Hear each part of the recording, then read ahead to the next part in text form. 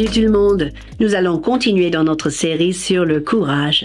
Et aujourd'hui, nous allons découvrir ensemble le courage en vue de la repentance. Vous savez quoi?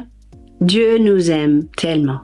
Et dans son amour bienveillant pour nous, il nous conduit vers la sanctification.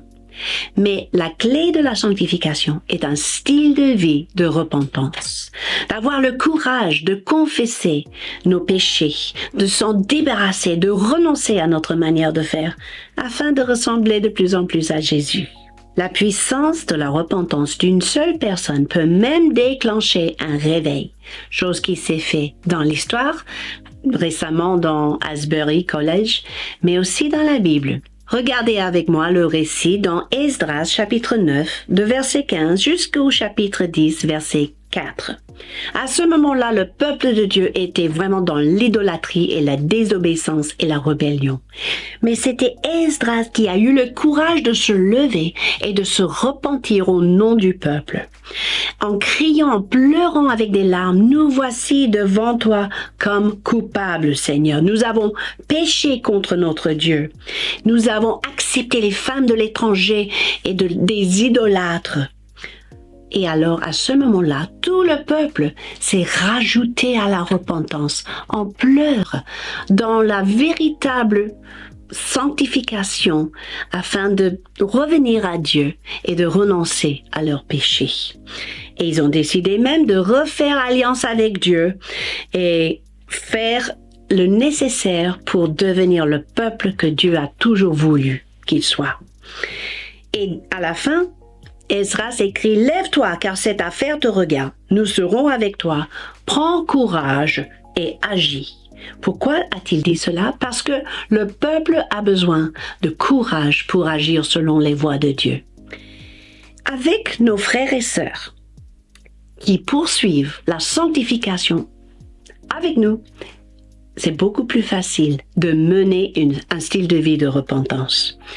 Dieu nous donne des personnes dignes de confiance avec qui nous pourrons être transparents, à qui nous pourrons confesser nos péchés, nous pourrons être redevables.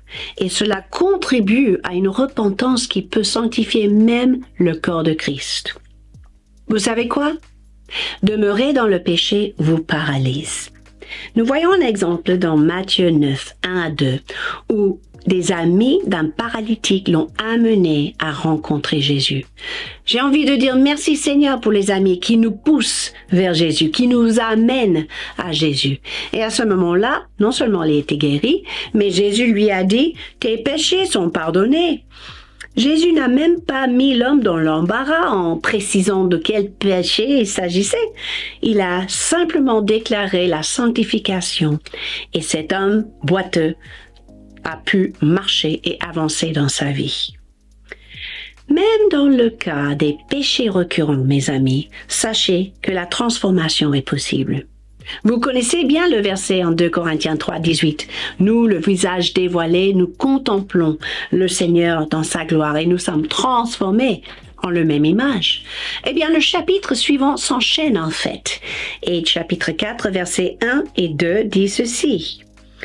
C'est pourquoi, ayant ce ministère selon la miséricorde qui nous a été faite, nous ne perdons pas courage. Quand une fois que vous avez goûté de la miséricorde de Dieu, mes amis, vous ne perdrez pas courage quand il s'agit de vous repentir. Et par la suite, Paul a dit, nous avons rejeté les choses honteuses, font en secret, et nous avons changé notre comportement. Et c'était une vraie clé pour le ministère de Paul, ainsi que tous les apôtres, de mener un style de vie de repentance devant le Seigneur.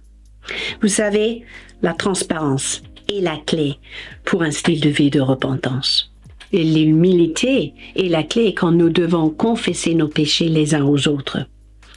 N'oubliez pas, et je vais clôturer avec cela, dans Hébreux 12, 5 à 6, la Bible dit de ne pas mépriser la correction du Seigneur, que la repentance et le fruit porté par cette repentance soient plutôt un sujet de joie et non d'angoisse.